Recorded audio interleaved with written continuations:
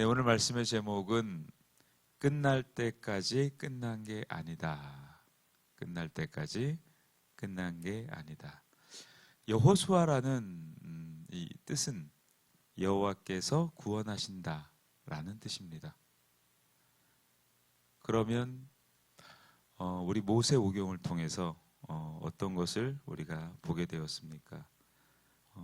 가나안 정복을 위한 준비였겠죠. 그리고 여호수아서를 통해서 하나님이 이스라엘 공동체를 어떻게 가나안 정복을 통해서 세워가시는가를 보게 됩니다.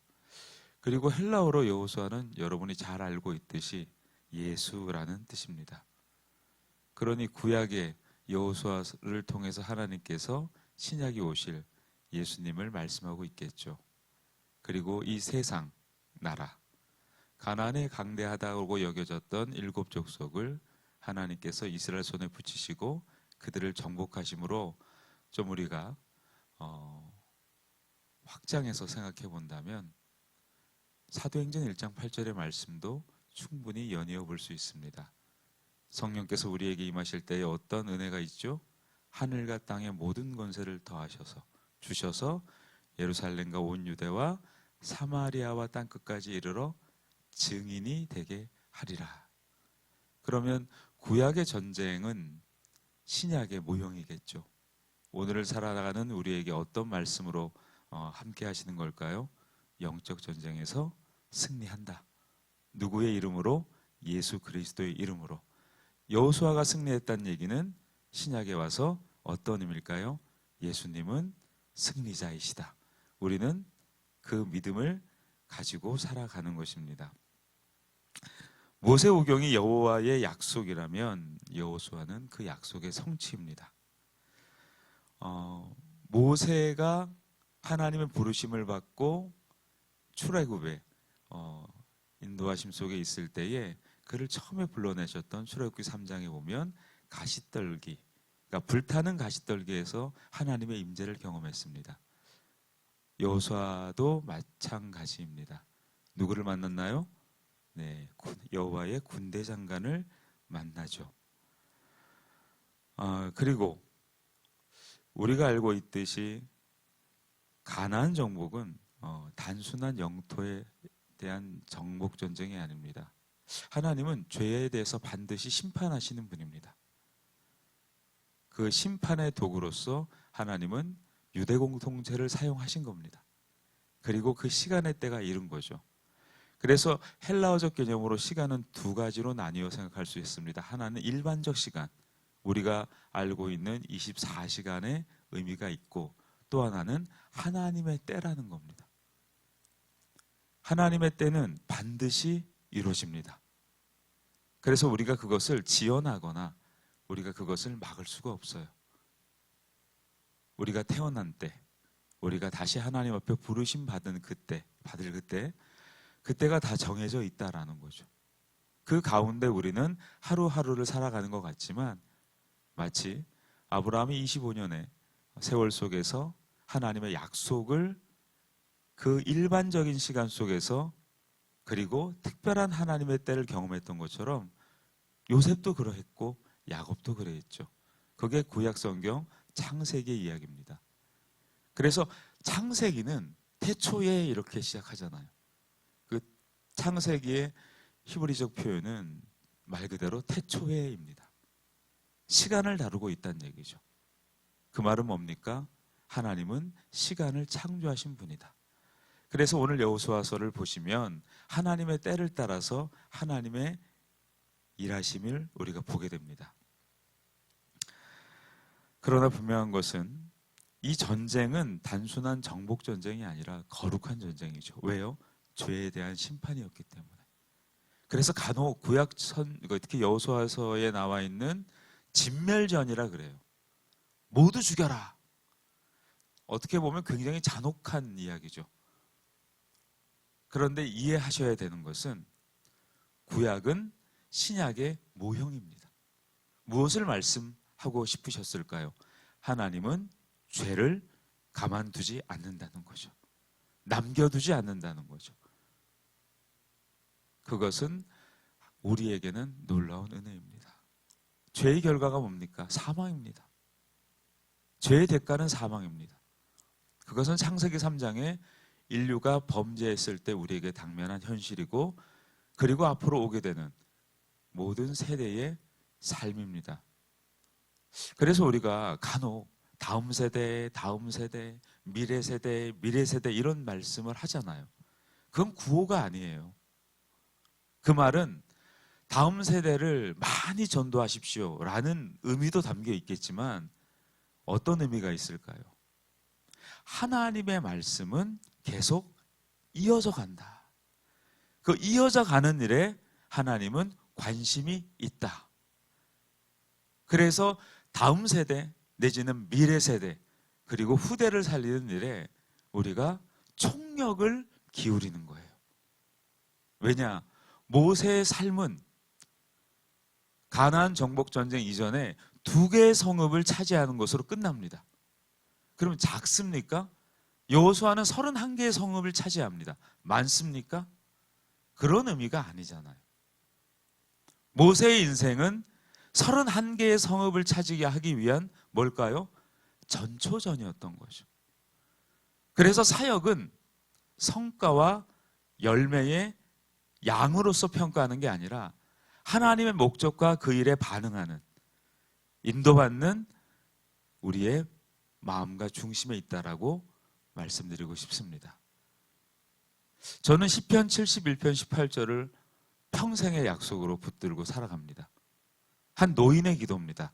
안타깝게도 저 개인적인 이야기라 아침에 좀 송구하지만 20대 중반에 그때는 이도저도 없는 인생 아니겠습니까? 특별히 이 새벽에 청년들이 예배할지는 모르겠으나 20대 때 아무것도 없는 것은 영광의 흔적임을 확신하시길 바랍니다.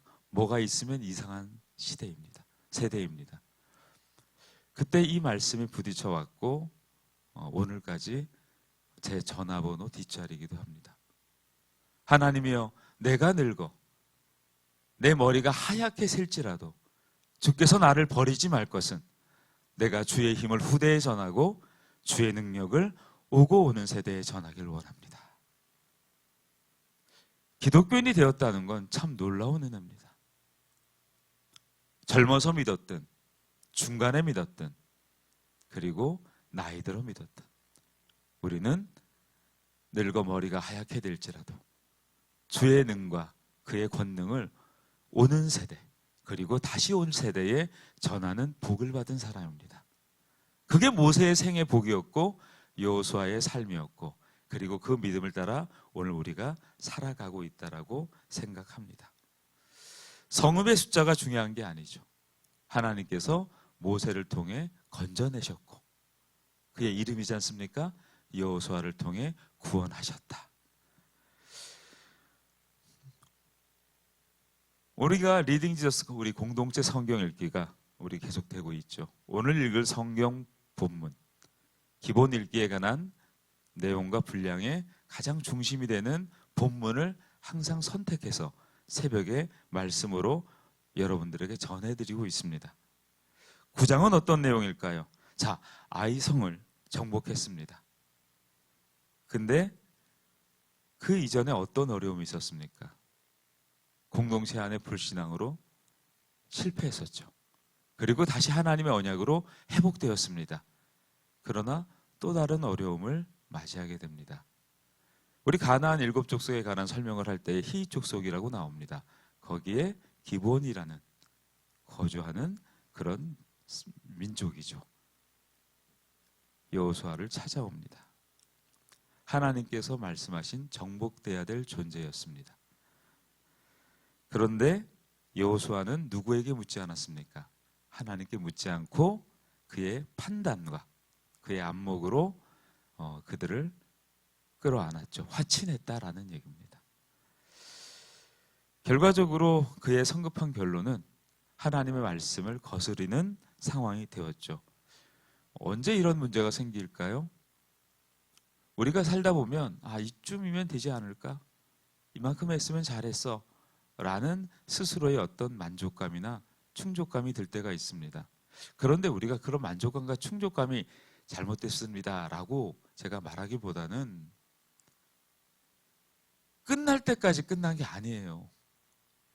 그 말은 우리에게 어떤 성과가 났더라도 자랑할 필요 없고요. 우리가 아무런 성과가 없다라고 낙심할 것도 없어요. 그래서 어떤 현상을 보고 자꾸 우리가 상황을 얘기하면 여러분 상황은 바뀝니다. 그래서 우리가 부모가 자녀를 키울 때 하지 말아야 될 중요한 지침이 있죠. 뭘까요? 잔소리예요. 잔소리를 왜 하지 말아야 될까요? 여러분 이건 제 이야기가 아닙니다. 과학으로 다 밝혀지고 증명된 이야기예요. 인간의 신경세포 가운데 거울 뉴런이라는 게 있어요. 그게 뭘까요? 본 것을 학습한다는 거예요. 들은 것을 학습한다는 거예요. 여러분 잔소리 계속하면요 인간은 놀랍게 그 잔소리에 반응합니다. 어떻게 돼요? 네, 하려고 하지 않고 무기력이 학습이 됩니다. 여러분 집에서 만약에 자녀에게 거친 말을 내뱉어 보십시오. 자녀는 어느덧 자기 입에서 거친 말을 내뱉어요. 한 대한민국 유명 배우는 자녀들에게 존댓말을 한답니다. 왜일까요? 언어는 전이가 되거든요.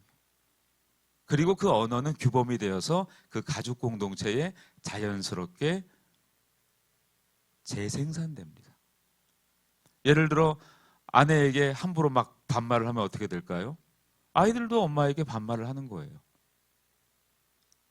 왜일까요? 우리 인간은 모방하는 것이 우리의 삶의 형식입니다. 그래서 아이들이 가장 싫어하는 게 뭘까요? 뭐 너무 잘 아시죠? 공부를 하려고 자리에 앉았는데 부모가 때마침 공부 좀 해라 라고 하면 아이의 학습 능률을 현저히 떨어뜨리잖아요. 저는 그래서 누가 이기느냐? 저는 기다리는 자가 이긴다고 확신합니다. 한 한국의 강해 설교로 유명한 목사님이 신앙생활하면서 가장 힘든 게 뭘까라고 되물어봤을 때 표현이 참 재밌었습니다. 그 꼴을 보는 것, 그 꼴을 두고 보는 것, 그게 믿음이에요. 그 꼴을 두고 못 본다면 그건 믿음이라고 보기에는 조금 애매합니다.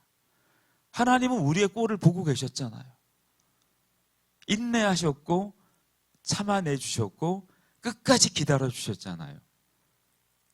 그래서 저는 어른답다라고 말씀드릴 때 그 어른이라는 건 기다릴 줄 아는 사람, 아이답다라고 얘기할 때 그 아이답다라는 건 기다릴 줄 모르는 존재. 어른과 아이는 그렇게 가름해서 이해하면 쉽습니다. 모세는 기다렸습니다. 그리고 본인은 이루지 못했지만 영광스러운 하나님의 은혜 앞에 부름받았습니다. 얼마나 빛나는 인생입니까? 저는 모세를 볼 때마다 그의 인생이 참 멋있다. 왕자로서 40년, 광야의 40년, 그리고 하나님의 약속 가운데 40년을 살았어요. 한 인생이 그렇게 버라이어티하게 살 수 있을까요? 너무 멋진 삶을 살다 간 모세. 저와 여러분도 그런 삶이 되기를 축원합니다. 그리고 이젠 우리는 여호수아 같은 인생을 살아가라고 하나님이 우리가 여호수아서를 읽게 하시는 거 아닙니까? 우리가 성경 66권이 다 주어졌습니다. 우리에게 주어진 이 성경 66권은 우리에게 무엇을 말씀하고 있을까요? 배우고 확실한 일에 거하라. 믿음의 결국은 영혼의 구원입니다. 우리의 판단이 우리에게 위기를 초래할 때가 있습니다. 그런데 참 놀라운 일이 있죠. 10장과 11장을 보시면 분명히 기브온 사건은 치명적인 실수를 저지른 게 맞아요. 그런데 하나님은 이스라엘 백성을 놓지 않으시죠. 오히려 그 실수를 통해서 남부와 북부 연합군을 섬멸하는 반전의 기회로 사용하십니다. 이게 놀라운 거예요. 저는 그래서 간혹 어떤 일이 되어지는 걸 볼 때에 제가 숟가락을 얻는다는 느낌을 가질 때가 간혹 있어요. 저는 예측 못했고 그렇게 될 줄 몰랐는데 그렇게 된 거예요. 그때 이렇게 말씀하죠. 아, 하나님께서 역사하셨다. 근데 만약에 그 전에 제가 이런저런 얘기를 했다면 어떻게 됐을까요? 숟가락 얹을 기회를 놓쳤겠죠. 같이 할까요? 끝날 때까지. 끝난 게 아니다. 여러분, 믿음이란 건 그런 거예요. 나의 손을 보는 게 아니라 하나님의 손을 바라보는 거고, 나의 일함을 보는 게 아니라 하나님의 일하심을 보는 겁니다. 저와 여러분의 열심과 성실은 하나님의 일, 하나님의 열심에 뭐가 될까요? 쓰임받는 통로요. 우리는 도구일 뿐입니다. 그 말은 도구니까 아무것도 아니다. 그게 아니죠. 하나님께 쓰임받는다는 건 너무나 영광스럽고 감격스러운 은혜인 거죠. 그리고 마침내 가나안의 상징이자 모든 나라의 머리였던 누구요? 하솔을 격파합니다. 분명히 여호수아의 실수였고 그의 잘못된 판단이었습니다. 그러나 하나님은 그것을 도리어 이용하여서 하나님은 이스라엘 공동체의 가장 난적이었던 하솔을 격파하게 하십니다. 그때 우리는 깨닫게 되죠. 하나님, 제가 한 게 아니네요. 모든 영광을 하나님께 올려드립니다. 그래서 우리는 대부분 내가 이렇게 기도했더니, 내가 이렇게 예측했더니, 내가 이렇게 말했더니, 그래서 저는 할 말이 없는 게 그리스도인이 아닐까? 뭐 할 말이 없어요. 누가 하셨으니까? 하나님이 하셨으니까. 어쩌다가 뒷걸음 치다가 쥐잡은 격은 있어요. 그러나 모든 것은 하나님의 주권과 우리가 그 주권 앞에 절대 순종했을 때 하나님의 영광을 우리가 경험하게 될 줄 믿습니다. 그래서 우리는 순종하는 거예요. 12장은 어떤 내용입니까? 자, 여호수아가 꺾은 31명의 왕, 총 33명의 왕의 명단이 나옵니다. 승리의 목록이죠. 여기에 어떤 내용이 빠져 있습니까? 여호수아가 이겼다, 여호수아가 이겼다, 여호수아가 이겼다, 이런 내용 없습니다. 우리 존재가 중요하지 않다라는 게 아닙니다. 하나님께서 하셨다라는 거예요. 우리의 사역의 근거도, 우리의 사역의 증거도, 열매도 하나님 하신 거예요. 그래서 저는 믿음을 가질 때 가장 먼저 사라지는 게 뭘까요? 개인의 서사예요. 할 말이 없어요. 그래서 저는 간혹 무언가를 이야기할 때 자기의 이야기를 담아 얘기할 게 없는 이유는 한 게 없으니까. 하나님의 은혜이니까. 모든 것이 하나님의 은혜이니까. 그게 강해질수록 우리는 능동적으로 바뀝니다. 그것이 단단해질수록 우리는 시험과 유혹을 이깁니다. 그것이 강력해질수록 우리는 우리보다 연약한 자들을 품습니다. 그게 약해지면 어떻게 돼요? 하지 말아야 될, 넘지 말아야 될 선을 넘어버려요. 그게 여호수아에 등장하는 사건의 한 일면입니다. 방종했을 때, 안일했을 때 그의 판단을 가지고 하나님의 일을 생각하지 않습니까? 결국에 어떻게 돼요? 실패하잖아요. 그러나 돌이켜 하나님이 승리케 하시잖아요. 놀라운 은혜입니다. 그러나 이 전쟁은 전쟁 승리의 목록으로 끝난 것이 아니었습니다. 남겨진 전쟁이 있다. 거시적인 정복 전쟁은 끝났어요. 31개의 세계의 성은 정복되어졌습니다. 그러나 이제 남은 것은 뭘까요? 우리가 정복해야 될, 그리고 우리가 순종해야 될 미시적인 상황은 남아 있어요. 이게 참 의미가 있어요. 거시적인 것은 오히려 쉬워요. 여러분, 하나님께서 일하실 때에 큰 건 쉬워요. 그건 안 어려워요. 뭐 이런 걸 했다, 저런 걸 했다. 이력서에 나의 이력을 채우는 것은 쉬워요. 뭐가 어려울까요? 작은 게 어려워요. 그게 아간의 사건 아닙니까? 그게 기본 사건 아닙니까? 내가 하지 말아야 될 말을 하게 되고, 내가 내뱉지 말아야 될 것들을 하게 될 때에 그것이 우리에게 올무가 되고 시험이 되는 거 아닙니까? 교회가 언제 큰 사건과 시험으로 넘어졌습니까? 그렇지 않죠. 작은 일에 넘어지는 거예요. 혹시 여러분 가운데 큰 믿음의 승리를 거뒀습니까? 영광을 하나님께 올리십시오. 그러나 여러분이 정말 조심해야 될 것은 작은 것입니다. 우리 삶의 영적 전쟁 역시 주님이 승리하셨기에 끝난 것 같지만 오늘 우리가 정복해야 될 나만의 하솔은 아직 남아 있어요. 그래서 여러분 겸비하시기를 축원합니다. 민수기 23장 19절에 이렇게 말씀하고 있습니다. 하나님은 사람이 아니시니 거짓말을 하지 않으시고 인생이 아니시니 후회가 없으시도다. 어찌 그 말씀하신 바를 행하지 않으시며 하신 말씀을 실행하지 않으시랴. 신약은 또 뭐라고 말씀하십니까? 빌립보서 1장 6절의 말씀입니다. 너희 안에서 착한 일을 시작하신 이가 그리스도 예수의 날까지 이르실 줄을 우리는 확신하노라.